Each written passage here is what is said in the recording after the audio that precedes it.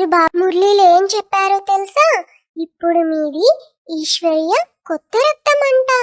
మీరు చాలా నషాతో ఉపన్యసించాలి. శివ్ బాబా మిమ్మల్ని చదివిస్తున్నారనే నషాలో ఉండాలంట. ఇంకా బాబా చెప్తున్నారు ఫ్రెండ్స్, మీ లక్ష్యం నష. స్థిరంగా ఉండేందుకు ఏ యుక్తిని మీదిగా చేసుకోవాలి? మీ రాజ్యానికి పాస్పోర్ట్ తయారు చేసుకొని ఉంచుకోండి. క్రింద మీ సాధారణమైన చిత్రము, పై భాగంలో రాజ్య దుస్తులతో అలంకరింపబడిన మీ చిత్రము, దాని పై భాగంలో శివబాబా చిత్రం ఉండాలంట. అప్పుడు మీ లక్ష్యం సహజంగా స్మృతిలో ఉంటుందని బాబా చెప్తున్నారు ఫ్రెండ్స్.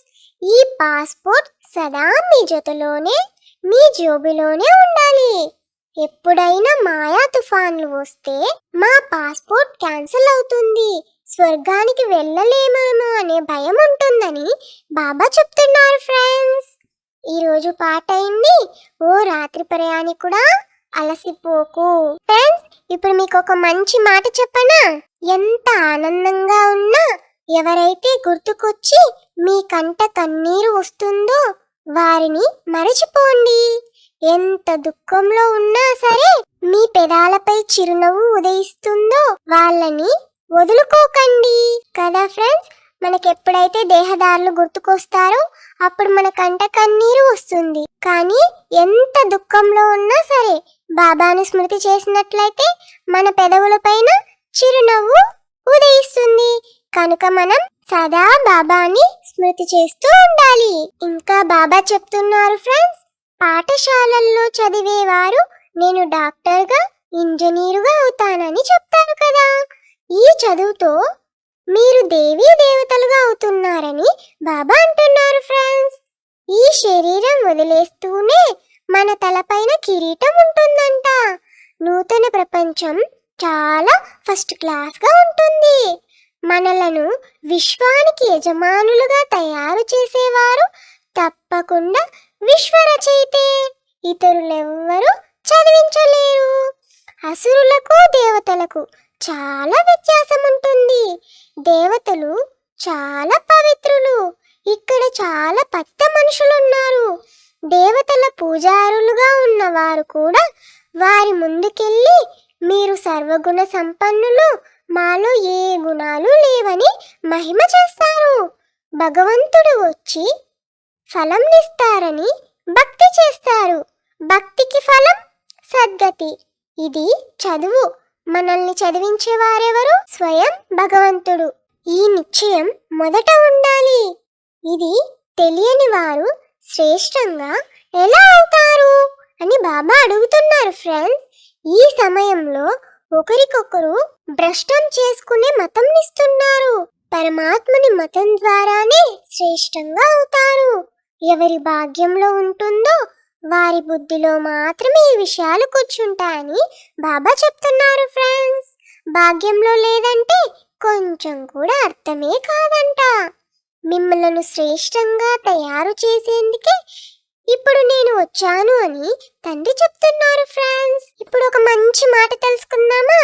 మనం ఆనందంగా ఉండలేకపోవటానికి అవరోధం ఒక్కటే. మనకున్న దానిపై నిర్లక్ష్యం, లేని దానిపై ఆరాటం. భవిష్యత్తులో జన్మ జన్మాంతరాలు డబల్ కిరీటదారులుగా అవుతారు. కావున దాని కొరకు అటువంటి పురుషార్థం కూడా చేయాలి కదా అని బాబా చెప్తున్నారు ఫ్రెండ్స్. పూజారులకు కూడా మీరు అర్థం చేయించవచ్చు. లక్ష్మీనారాయణలకు ఈ పదవి ఎలా లభించిందని వారిని అడగండి. వీరు విశ్వానికి యజమానులుగా ఎలా అయ్యారు? ఈ విధంగా ఎవరికైనా వినిపిస్తే పూజారులకు కూడా కళ్యాణం అవుతుంది అని బాబా చెప్తున్నారు ఫ్రెండ్స్.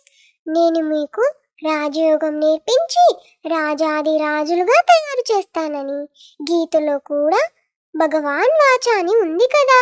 మనము మనుషుల నుండి దేవతలుగా అవుతున్నాము. మనము ఈ శరీరాన్ని వదిలి వెళ్ళి దేవతలుగా అవుతాము. ఎందుకంటే ఇప్పుడు రాజయోగం నేర్చుకుంటున్నాము. బాబా చెప్తున్నారు ఫ్రెండ్స్, శివ్ బాబా నుండి రాజయోగం నేర్చుకుని డబల్ కిరీటదారులైన దేవతలుగా తయారవుతారు. తండ్రిని స్మృతి చేసే ఉపాయం వెతుకుతూ ఉండాలంట. తండ్రిని స్మృతి మర్చిపోతే క్రింద పడిపోతారు అని బాబా చెప్తున్నారు ఫ్రెండ్స్.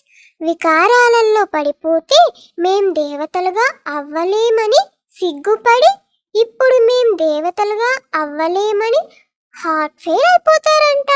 వికారాల నశ వస్తే ఈ లెక్కతో మేం రాజులకు రాజులుగా డబల్ కిరీటదారులుగా ఎలా అవుతాము అని స్వయం అనుకుంటారంట. ఫ్రెండ్స్, ఇప్పుడు ఒక మంచి మాట తెలుసుకుందామా? మనుషులు ఎప్పుడు ఎలా ఉంటారో ఎవ్వరికీ తెలీదు. ఎప్పుడు దండలు వేస్తారో ఎప్పుడు నిందలు వేస్తారో తెలీదు. అందుకే పొగడ్తలకి పొంగిపోకూడదు, నిందలకి కుంగిపోకూడదు. మీది ఈశ్వర్య కొత్త రక్తము. మీరు పాత నుండి కొత్తగా అవుతున్నారు. మీ ఆత్మలు ఏవైతే పాతగా ఇనుప యుగంగా అయిపోయాయో ఇప్పుడు అవి కొత్తగా బంగారు యుగంగా అవుతున్నాయి. పిల్లలైన మీకు చాలా అభిరుచి ఉండాలి, నశ స్థిరంగా ఉండాలని బాబా చెప్తున్నారు ఫ్రెండ్స్. మిమ్మలను సదా హర్షితముకులుగా ఉంచేందుకు తండ్రి చాలా చాలా యుక్తులను తెలుపుతూ ఉన్నారు. శుభ భావన ఉండాలి. బాబా పురుషార్థంను తెలుపుతారు. పురుషార్థం ఎప్పటికీ వ్యర్థంగా పోదు, సదా సఫలమవుతుందంట. రాజధాని స్థాపన అవుతుంది. వినాశనం కూడా మహాభారత యుద్ధం ద్వారా జరుగుతుంది. ఆత్మలమైన మనమంతా నిర్వాణధామంలో ఉంటామని బుద్ధి కూడా చెప్తుంది. అక్కడ నుండి మాట్లాడే ధామానికి వస్తాము. ఆత్మలమైన మనందరము అక్కడ ఉండేవారం. ఈ ఆటంతా భారతదేశం పైనే తయారవుతుందంట. నేనిప్పుడు వచ్చాను, కల్పం తర్వాత కూడా మళ్ళీ వస్తానని తండ్రి చెప్తున్నారు. భారతదేశమే స్వర్గంగా ఉండేది. క్రీస్తుకు పూర్వం ఇన్ని సంవత్సరాల ముందు స్వర్గం ఉండేదని అంటారు. ఇప్పుడు లేదు, మళ్ళీ వస్తుంది. కావున నరకవాసుల వినాశనం, స్వర్గవాసుల స్థాపన జరగాలంట. అందుకే మీరు స్వర్గవాసులుగా తయారవుతూ ఉన్నారని బాబా చెప్తున్నారు ఫ్రెండ్స్. ఇప్పుడు ఈ నరకం వినాశనం అయిపోతుందంట. ఇప్పుడు ఒక మంచి మాట తెలుసుకుందామా ఫ్రెండ్స్? నువ్వు వెతుకుతూ వెళ్ళిన బంధం నిన్ను 10 మందిలో ఒంటరిగా చూస్తుంది. కానీ నిన్ను వెతుకుతూ వచ్చే బంధం నిన్ను 10 మందికి సాటి అనుకుంటుంది. అందుకే కోరి వచ్చిన బంధంను చులకన చేయకూడదు. బాబా మనని వెతుకుతూ వచ్చారు కదా, కాబట్టి మనం బాబా ప్రేమను అర్థం చేసుకోవాలి. ఫ్రెండ్స్, ఈరోజు బాబా మనకు ధారణ కొరకు ఏం చెప్తున్నారో తెలుసుకుందామా? ప్రతి ఒక్కరి పట్ల శుభ భావన ఉంచాలి. అందరికీ సత్యమైన గౌరవాన్ని ఇవ్వాలి. సత్యయుగ రాజధానిలో ఉన్నత పదవి పొందుకునేందుకు పురుషార్థం చేయాలంట. ఆత్మాభిమానులుగా అయ్యే శ్రమ చేయాలి. మానవ మతంను వదిలి ఒక్క శ్రీమతంని అనుసరించాలి. చదువును గురించిన నశాలో ఉండాలంట. ఈరోజు బాబా మనకి ఏం వరదానం ఇచ్చారో తెలుసా ఫ్రెండ్? గౌరవంనిచ్చే రికార్డును సరిగ్గా ఉంచుకొని సంతోషాన్ని మహాదానంగా ఇచ్చే పుణ్యాత్మ భవ. బాబా చెప్తున్నారు ఫ్రెండ్స్, వర్తమాన సమయంలో నలువైపులా గౌరవంనిచ్చే రికార్డును సరి చేసుకునే అవసరం ఉంది. ఈ రికార్డే తర్వాత నలువైపులా వినిపిస్తుంది. గౌరవం ఇవ్వాలి, గౌరవం తీసుకోవాలి. చిన్నవారికి గౌరవం ఇవ్వండి, పెద్దవారికి కూడా గౌరవం ఇవ్వండి. గౌరవం ఇచ్చే ఈ రికార్డు ఇప్పుడు వెలువడాలి. అప్పుడు ఖుషీని దానంగా ఇచ్చే మహాదాని పుణ్యాత్మలుగా అవుతారు. ఎవరికైనా గౌరవంనిచ్చి సంతోషపరచడం చాలా పెద్ద పుణ్యకారమే కాక సేవ కూడా అవుతుందని బాబా చెప్తున్నారు ఫ్రెండ్స్.